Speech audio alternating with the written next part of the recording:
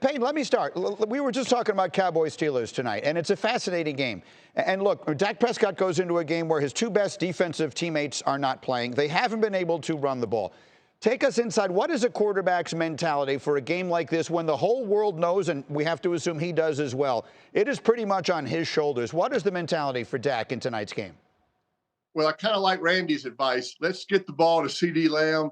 And I agree. If he's on the outside, it's easier for Pittsburgh to double team him, move him around, put him in motion. I was that way with Marvin Harrison. We got to find a way to get him the ball. We're paying him all this money. He is our guy. Let's feed him the ball. I agree with Teddy. Look, the running game is the quarterback's best friend. If you're not going to run it, that's going to make it tougher, especially against a team like Pittsburgh. But let's find a way to get a ball to CD Lamb. That'd be my best advice for Dak tonight. Hey, Peyton, I got a question for you. First off, all right, obviously one of the best players that ever played the game, but one year you struggled. That was your rookie year. What was so difficult about that rookie season being a quarterback?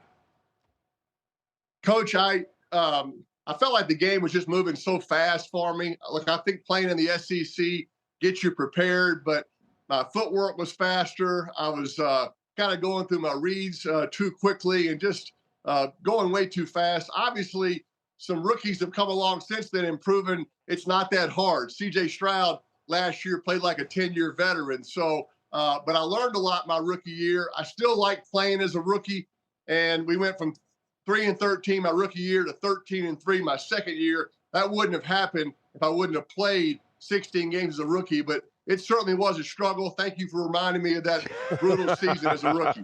Well, you know what's funny? The reason I asked you that question is because of the success of this young kid from Washington, Jayden Daniels. Jayden Daniels is absolutely, I think, now going to be the prototype quarterback in the league. What do you think, Peyton?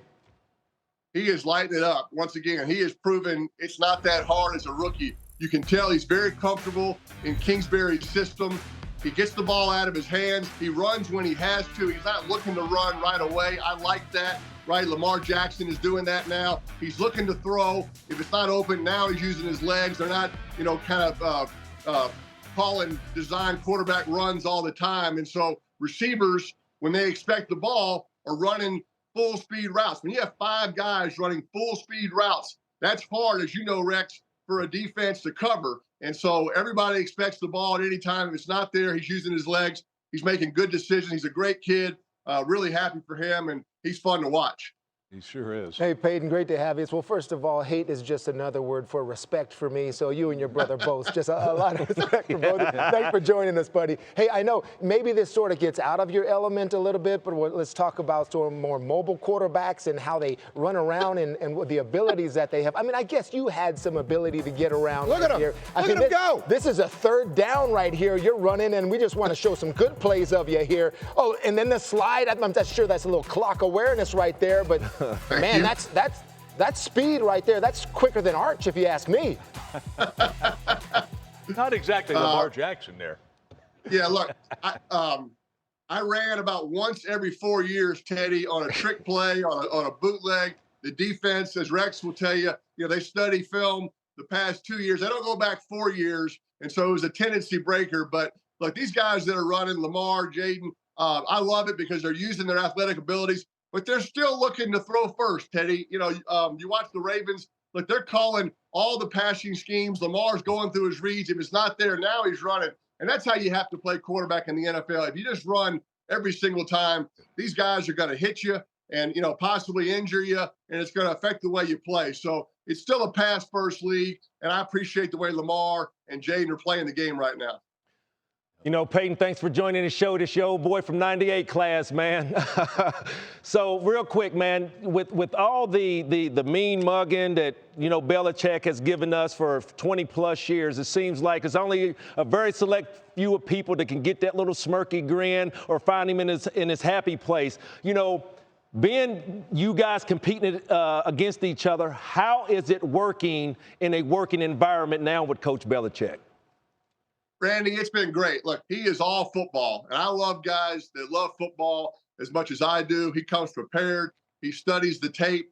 A couple times, Eli and I have found that he thought we were on air he thought we were off air and we actually were on air. And he's about to say something, with maybe a few cuss words in there, Teddy. I'm sure you've heard that before. We're like, Bill, we're live.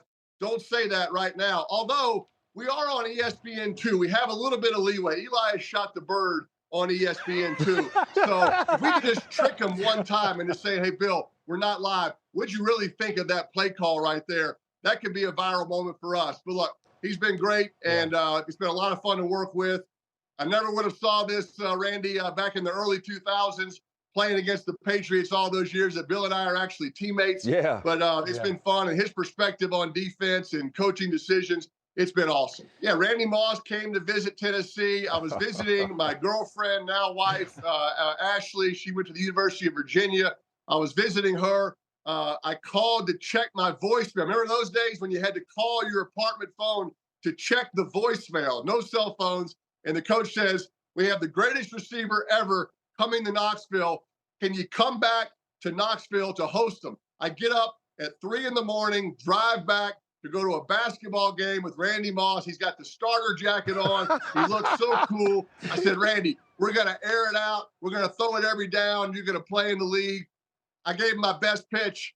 Obviously, it didn't work out, but we've been great friends since. Went to a few banquets together and same draft class together. And it's been awesome to watch him throughout his whole career.